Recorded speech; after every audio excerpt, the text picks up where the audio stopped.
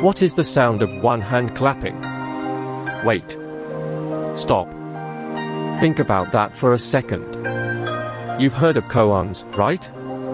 Those paradoxical riddles Zen masters throw at students to break their minds open. But this one is different. It's not a puzzle to solve. It's a trap. A trap for your thinking mind. Here's the thing, your brain loves patterns. It craves answers. When you hear the sound of one hand clapping, your mental gears start grinding. You imagine, what? A single palm slicing through air? A muffled thud? No, that's not it. The koan isn't asking for a physical sound. It's asking you to listen beyond the noise, to the silence that holds all sounds. Ever noticed how, in meditation, you start hearing the spaces between thoughts? That gap, that pause, that's where the answer lives. But most of us never get there. We're too busy clapping with both hands, too busy making noise, too busy being someone. What if I told you that true awakening isn't about adding more sounds to your life? It's about hearing the one sound that was always there, the sound of your own being. And that sound? It's silent. So here's the hook. You think you know what sound is. But do you really know silence? Let's find out. Imagine you're in a bustling city. Horns blare, people shout, music pounds from every corner. Your mind races to keep up, categorizing each noise, annoying, pleasant, dangerous. Now imagine you're in a quiet forest at dawn. The only sound is a gentle breeze. Your mind slows, expands. Which is more real? The Zen answer, neither. Both arise from and return to the same silent ground. That ground is what this koan points to. It's not about ignoring the city or clinging to the forest. It's about recognizing the awareness that hears both equally. This is the first step, not to find a sound, but to discover the listener.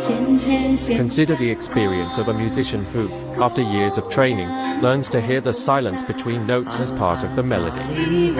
Or think of a painter who sees the empty space on the canvas as essential to the composition. In the same way, this koan teaches you to appreciate the silence that underlies all experience. Take, for example, the story of a monk who meditated for 10 years on this koan. He would sit by a waterfall, letting the roar of the water fill his ears, until one day he heard the silence within the roar. That moment transformed his life. He realized that the sound of one hand clapping is not a physical phenomenon but a pointer to the nature of mind itself. So, as you sit here now, let go of the need to solve this riddle. Instead, let it dissolve your assumptions about sound, silence, and self. A counterintuitive insight: the sound of one hand clapping is not a sound at all.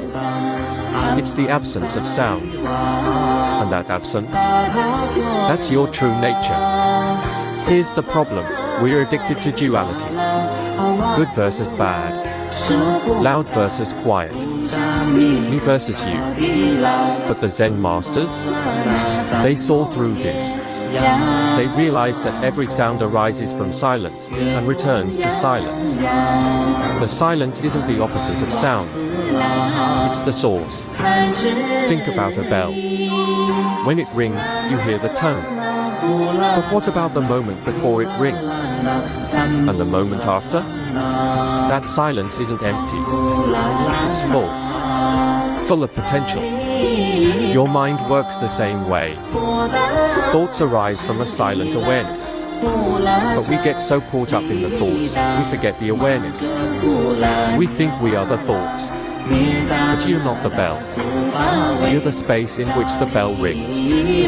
So when the koan asks, what is the sound of one hand clapping? It's pointing directly at that space. That awareness. That which hears the sound. But here's the twist: you can't grasp it. The moment you try to understand it, you've missed it. Because understanding is another sound, another thought. You have to become the silence itself. That's why Zen masters don't explain koans. They just sit with them. They let them dissolve the mind. So stop trying to figure it out. Just listen. What do you hear right now? Not the traffic. Not the fan. Not your own breathing. What hears? That's the question. Consider a musician tuning an instrument. They don't just listen to the note, they feel the resonance, the space around the note. A master pianist knows that the pauses between notes are as important as the notes themselves. Similarly, your life is a symphony of thoughts and sensations. The silence between them is the canvas. Without the canvas, there is no painting. Without silence, there is no sound. This koan invites you to become the canvas, not just the paint. Imagine a scientist studying the ocean. They measure waves, currents, and temperatures, but they miss the vastness of the water itself. In the same way, we analyze sounds, thoughts, and emotions, but overlook the awareness that contains them. A practical application: the next time you feel overwhelmed by noise, whether external or internal, pause and notice the silence that holds it all. That silence is your refuge. It's not a void, it's a presence. Think of the story of a monk who, after years of struggle, finally heard the sound of one hand clapping while listening to rain on a roof. He realized that the rain and the silence were not separate. This koan comes from a tradition that dates back over 1,000 years. It's attributed to Hakuin Ikaku, a famous Zen master from 18th century Japan. But the wisdom? It's timeless. Hakuin used this koan to push his students beyond intellectual thinking. He knew the mind loves to cling to concepts, to identities. But awakening requires letting go. Here's a story. A student came to Hakuin and said, "Master, I've been meditating for years. I've read all the sutras. I understand emptiness. But I still feel separate. Why?" Hakuin didn't answer. He just held up one hand. The student stared, confused. Then Hakuin said, "Listen." The student strained his ears. He heard birds, wind, his own heartbeat. "No," Hakuin said. "Listen deeper." The student closed his eyes. He let go of trying. And in that moment, he heard it. Not a sound, but the silence that held all sounds. And in that silence, the boundary between self and world dissolved. He laughed. He got it. What did he get? That the self is just another sound. A thought. A story. When you stop clapping with both hands, stop creating a subject and object, there's just this. Just awareness. And that awareness is not yours. It's not personal. It's the universe experiencing itself. So the next time you sit to meditate, don't try to quiet your mind. That's just more effort. Instead, ask yourself, who is trying to quiet the mind? And listen to the silence that answers. Hakuin himself was known for his rigorous training. He once said, "If you want to see the true nature, you must look directly into the source of all sounds."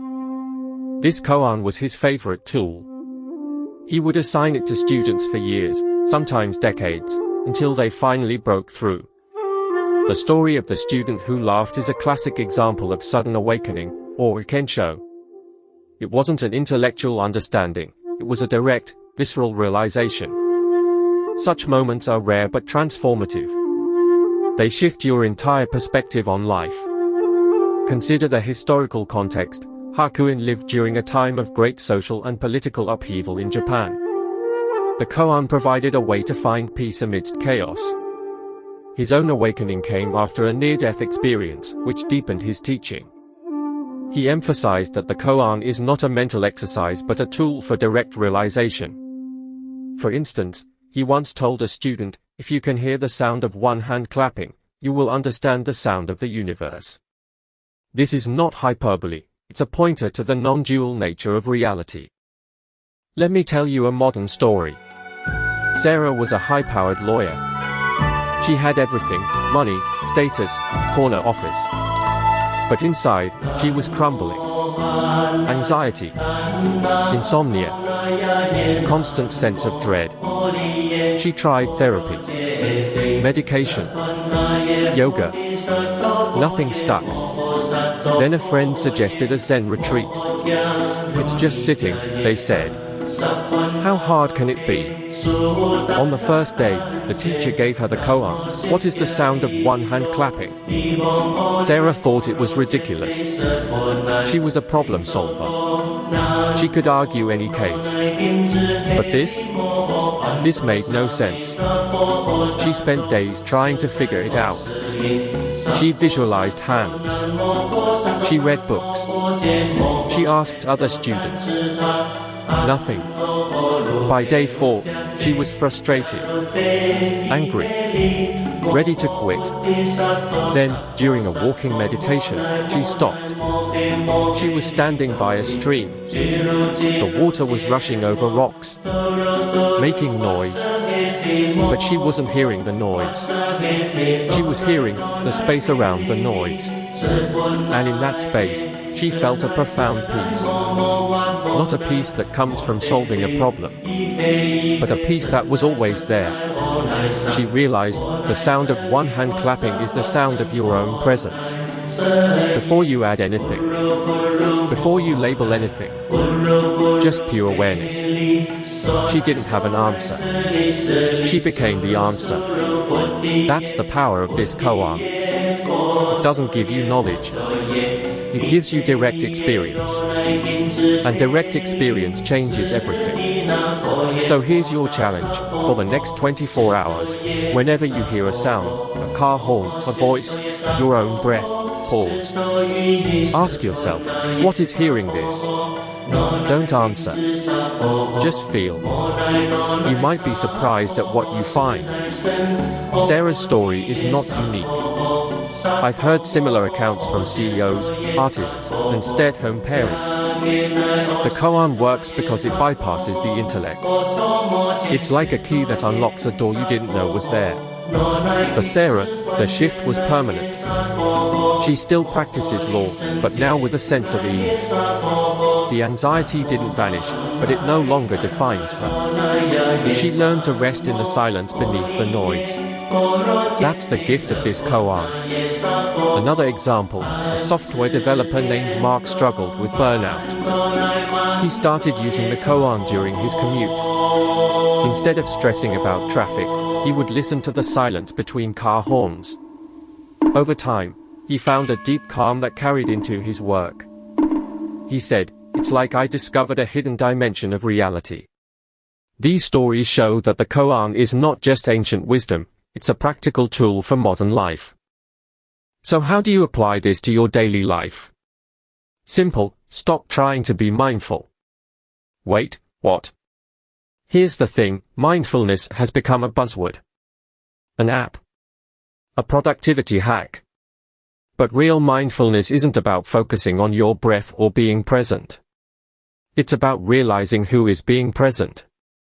The koan cuts through all that. It says, don't just listen to sounds. Become the listening itself. Try this right now. Close your eyes for a moment. I'll wait. Hear the sounds around you.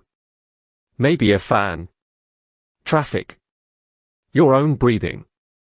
Now, instead of focusing on one sound, open your awareness to all of them. Let them come and go. Don't hold on to any. Notice, there's a space in which these sounds appear. That space is silent. It's still. It's untouched by the sounds. That space is you. Not your thoughts. Not your emotions. Not your body. The awareness that knows them all. This is what the Zen masters call no mind. Not a blank mind. But a mind that doesn't cling. A mind that is open, clear, and free. And here's the modern application. When you're stressed at work, when you're arguing with a loved one, when you're scrolling through social media and feeling anxious, pause. Ask yourself, what is the sound of one hand clapping? It will break the spell. It will pull you out of the story and into the present.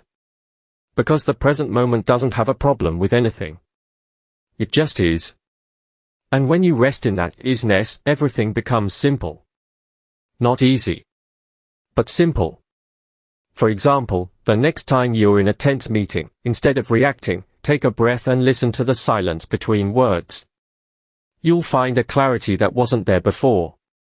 Or when you're stuck in traffic, instead of fuming, notice the space around the honking. That space is peace. It's always available. You just have to turn your attention to it. This practice can transform mundane moments into opportunities for awakening. Consider the example of a nurse who used this technique during a chaotic shift. By pausing to listen to the silence between patient calls and monitor beeps, she found a center of calm that improved her care. Or a teacher who, before a difficult class, would silently ask the koan. This shifted her from anxiety to presence. The koan is not just for meditation cushions, it's for life. Here's the MIC drop insight: the sound of one hand clapping is the sound of your own awakening. It's not something you hear with your ears. It's something you are. Every koan, every meditation, every teaching, they are all pointing to this. You are not the one who is aware. You are awareness itself. And when you realize that, the whole world changes. Not because the world changes, but because you stop fighting it. You stop trying to control it. You stop needing it to be different. You hear the sound of one hand clapping in every moment. In the laughter of a child. In the hum of a refrigerator. In the silence between words. And that sound? It's not separate from you. It's you. So the next time you sit to meditate, don't try to achieve anything. Don't try to get enlightened. Just sit. And listen. Listen to the silence that is always there. The silence that holds your thoughts, your feelings, your entire life. That silence is home. And you've never left it. Now, go ahead. Close your eyes. Take a breath. What is the sound of one hand clapping? Don't answer. Be the answer. And if you forget, come back to this video. Because the koan will always be here. Waiting. Until you hear it. Imagine a child laughing uncontrollably. That laughter comes from nowhere. It's pure expression. That's the sound of one hand clapping. Or think of a moment of awe, looking at a starry sky. The silence that fills you. That's it. This koan is not a riddle, it's an invitation. An invitation to stop searching and start being. The journey of 1,000 miles begins with a single step, and that step is to realize you are already home. The sound of one hand clapping is the sound of your own heart beating in the silence of eternity. Consider the story of a woman who, after years of spiritual seeking, finally understood the koan while watching a sunset. She said, "I realized that the sunset and I were not two. The beauty was not outside me, it was me." That is the awakening this koan offers. It's not about gaining something new, it's about recognizing what has always been true. You are the silence.